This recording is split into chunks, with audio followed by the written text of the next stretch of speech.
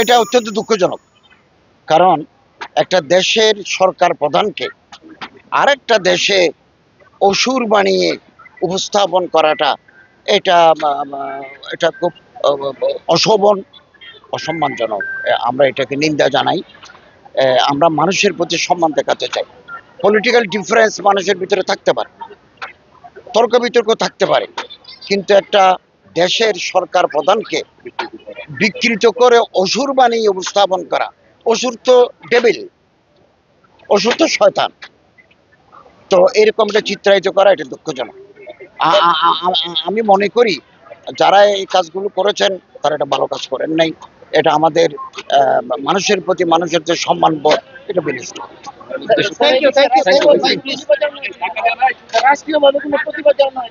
না, এখন তো আমাদের সরকার প্রধান দেশের বাইরে, পররাষ্ট্রমন্ত্রীও বাইরে, কারা করেছে এগুলো খোঁজ নিতে হবে। আমাদের পররাষ্ট্রমন্ত্রী, পররাষ্ট্র উপদেষ্টা ওনারা কালকে আসবেন, ওনারা সিদ্ধান্ত নেবেন যা এটা করতে হয় এটা করবেন। অত্যন্ত গুরুত্বপূর্ণ ভূমিকা তারা আগে থেকেও রাখছেন, আগামী দিনেও তারা রাখতে পারবেন। কারণ এখান থেকে দাখিল পাস করলে এসএসসি সমমান, আলেম পাস করলে এসএসসি সমমান, তারা বিশ্ববিদ্যালয়ে ভর্তি হতে পারে।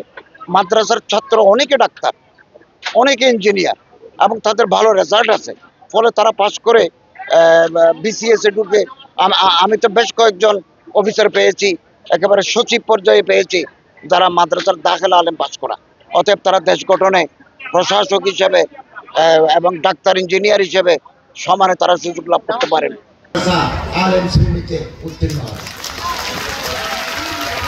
তো আমি আপনাদের প্রতি আন্তরিক কৃতজ্ঞতা জানাচ্ছি। মাসিহাটা আমি আরো একবার এসেছি, এটা কোন জায়গায় জানি না, মাসিহাটা দরবার কোন দিকে, বহু বছর আগে একবার আসছিলাম, আবারও আসার সুযোগ হলো। এখানে এই এলাকাটা আলেম ওলামা পীর মশায়েখদের জায়গা। আমরা আশা করি এই গ্রাম থেকে যে ফুল ফুটবে, এই ফুলের সুরভি সারা বাংলাদেশে ছড়িয়ে পড়বে। আল্লামা ইকবালের একটা কবিতা আছে, আমরা আশাহত হব না, আমাদের অনেক দূরে যেতে হবে। এবং আমি আশাবাদী আগামী দিনের রাষ্ট্র পরিচালনায় মাদ্রাসার ছাত্রদের উল্লেখযোগ্য ভূমিকা থাকবে। এবং আমাদেরকে we must stand on our own feet, আমাদের নিজের পায়ের উপরে দাঁড়াতে হবে। আমাদের সচিব দরকার, মন্ত্রী দরকার, উপদেষ্টা দরকার, ডিসি দরকার, এসপি দরকার, বিদেশি রাষ্ট্রদূত দরকার। তো আমরা যদি যোগ্যতার বলে উঠতে পারি, তাহলে একটা নৈতিকতা, মাদ্রাসায় যারা পড়েছে, যাদের সিনার ভিতরে কোরআন আছে, হাদিস আছে, আমরা ঘুষ খাই না, আমরা কোন অন্যায়কে প্রশ্রয় দিই না, আমরা জানা বদমাশি রুস্সামের সাথে যুক্ত নয়। এই যে উন্নত চরিত্র, যেটা আমাদের সমাজে, আমাদের রাষ্ট্রের জন্য অত্যন্ত জরুরি। আমরা চাই আমরা একটা কোয়ালিটি এডুকেশন, একটা নৈতিক মানসম্পন্ন শিক্ষা ব্যবস্থা আমাদের এখানে গড়ে ওঠে।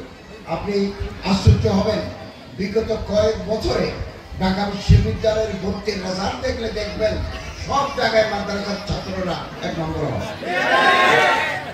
এই ঐতিহ্য আমাদের ধরে রাখতে আপনারা খুব ভালো টিচার নিয়োগ করবেন। আরেকটা কথা বলি, আরবি ভাষার উপর জোর দিবেন, এটা এখন হ্রাস পেয়েছে, ডিক্লাইনিং। মাদ্রাসার ছাত্ররা এখন আরবি জানে না, পোশাক আশাকে সলফে সালিহিনদের পোশাকের উপর গুরুত্ব দিবেন।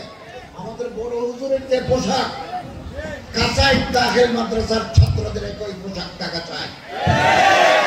দাড়ি কাটবে, শার্ট গায়ে দেবে, প্যান্ট পরবে, এরকম মাদ্রাসার ছাত্র আমরা চাই না।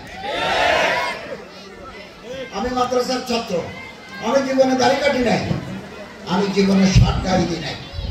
আমি কলেজে 26 বছর প্রফেসরি করেছি, বিশ্ববিদ্যালয়ে 2 বছর প্রফেসরি করেছি, এবং রাষ্ট্র পরিচালনায় এখন আমি অংশীদার। আমার এই পোশাক আমার সম্মান দিয়েছে, আমাকে অসম্মানিত করে নাই। অর্থাৎ আপনাদের এই মাদ্রাসার যারা স্টুডেন্ট, যারা দাড়ি কাটবে, তাদেরকে দাড়ি রাখার ব্যবস্থা করেন। মাথায় টুপি লাগবে, পাঞ্জাবি গায়ে দিতে হবে। এটা মাদ্রাসা। এদেশের মানুষ আলেমদেরকে যে পোশাকে চায়, আপনি সেই পোশাক এই মাদ্রাসায় হুজুরের পোশাক চালু করবেন। এখানে সুন্নতের উপর আমল করাবেন। পর্দা পুশিদা, পর্দা পুশিদা শরীয়তের যে আছে ইউদিনা আলাইহিন্না মিন জালাবিবিহিন্না, এটার উপর আমল করবেন। ইউদিনা আলাইহিন্না মিন জালাবিবিহিন্না, এটার উপর আপনারা আমল করবেন। এবং আমরা আশাবাদী আমাদের এই মাদ্রাসা শিক্ষা যুগ যুগ ধরে ইলমে দ্বীনের বিকাশ, নৈতিক চরিত্র গঠনের ক্ষেত্রে উল্লেখযোগ্য ভূমিকা পালন করেছে। আগামী দিনেও এটা আপনারা পালন করবেন এবং এই মাদ্রাসায় আরবির উপর জোর দেবেন। ভালো শিক্ষক এনে অথবা 3 মাস ব্যাপী একটা কোর্স করাবেন। আরবি কোনো কঠিন কাজ নয়। আপনি যদি ভালো আরবি জানেন, ভালো ইংরেজি জানেন, সারা পৃথিবী স্কলারশিপ দিয়ে আপনারা নিয়ে যাবেন। আমি একদিন ইসলামাবাদ থেকে এসেছি, federal government of Pakistan 500 scholarship দিয়েছে বাংলাদেশিদেরকে, 100 পিএইচডি, 400 আন্ডার গ্রাজুয়েট, এর মধ্যে 100 মেডিকেল। তারপর লাহোর বিশ্ববিদ্যালয়ে গেছি আমি, ওখানে ওয়াইসি কনস্ট্যাক্ট 100 স্কলারশিপ দিয়েছে বাংলাদেশিদেরকে, যারা ইংরেজি জানে, যারা আরবি জানে, অথবা in any discipline, artificial intelligence থেকে শুরু করে কোরআন, হাদিস, ফিকহ, উসুল, মুকারানাতুল আদিয়ান, কম্পারেটিভ স্টাডি অফ রিলিজিয়ন, যে কোনো ব্রাঞ্চে আপনি তুরস্ক পড়াশোনা করতে পারবেন। এর জন্য লাগবে কোয়ালিটি এডুকেশন। কেবল নামমাত্র পাস, এই নামমাত্র পাস দিয়ে কাজ হবে না। কম্পিটিশন দুনিয়ায় চলছে, প্রতিযোগিতা। আপনি দেখবেন এরকম যদি কোয়ালিটি এডুকেশন দিতে পারেন, তাহলে কাসাই, মাসিহাতা এখান থেকে তুরস্কের বিশ্ববিদ্যালয়ে অনার্সের চান্স পেয়ে আমরা আপনাদেরকে সহযোগিতা করব। ভালো ছাত্রকে সবসময় বুকের সাথে লাগাবো, বুকের সাথে লাগাবো। খুব ভালো এডুকেশন দেন, আরবির উপর জোর দেন, কারণ আরবি হচ্ছে মাসাদে মরাজে, হিয়া লুগাতুল কোরআন, লুগাতুল হাদিস, লুগাতুল মাআরিফ আল আসরিয়া। আধুনিক জমানার জ্ঞান, বিজ্ঞান, কোরআন, হাদিস, ফিকহ, উসুলের মূল ভিত্তি হচ্ছে আরবি। আরবি আপনাকে জানতে হবে, ইংরেজি জানতে হবে। পৃথিবীর বহু দেশে, আমি লন্ডন গেছি গত বছর, ইংল্যান্ডে যারা মেশকাত শরীফ পড়ায় ইংরেজিতে, বুখারী পড়ায় ইংরেজিতে, তো আমরা তো কিছু জানি না, ভালো বাংলাও জানি না। হাত পা বাঁধা লেখাপড়া দিয়ে দিতে হবে না। আর নকল ডিসি মহোদয় আছেন, আমি মাদ্রাসার ছাত্র এবং আমি 5 বছর একটা আলিয়া ফাজেল মাদ্রাসার প্রভাষক ছিলাম, আরেকটা মাদ্রাসার দাখিল মাদ্রাসার সুপার ছিলাম। পরে আমি কলেজ আসছি, পিএইচডি করছি। এখন আমার মাদ্রাসার নকল শুরু হয়েছে। আমি ডিসি মহোদয়কে বলবো, তিনি ব্রাহ্মণবাড়িয়া থাকুন বা অন্য যে কোনো থাকুন, যখন এই দাখিল, আলেম, ফাজেল, কামেল পরীক্ষা শুরু হবে, তো পাওয়ারফুল বিজনেস টিম দিয়ে এই নকল প্রবণতা রোধ করতে হবে। হুজুরাও জড়িত, আমি তো শিক্ষক, আমার বাবা প্রিন্সিপাল। এগুলো করবেন না, জাতি ধ্বংস হয়ে যাবে। আল্লাহ তাআলা আমাদের তৌফিক দান করুন, আমিন। এবং এই আজকের এই কাসাই ইসলামের দাখিল মাদ্রাসাকে আল্লাহ আগামী দিনে আলেম মাদ্রাসায় রূপান্তর করুন।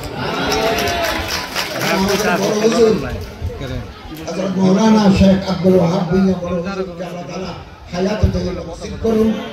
এবং আমাদের ভাই জনাব মোহাম্মদ হামজা ভুঁইয়া, এই মাদ্রাসার সভাপতি, ওনার নেতৃত্বে, ওনার বরিষ্ঠ নেতৃত্বে এই মাদ্রাসা আলেম কেন, এটা ফাজিল হতো কতক্ষণ লাগে।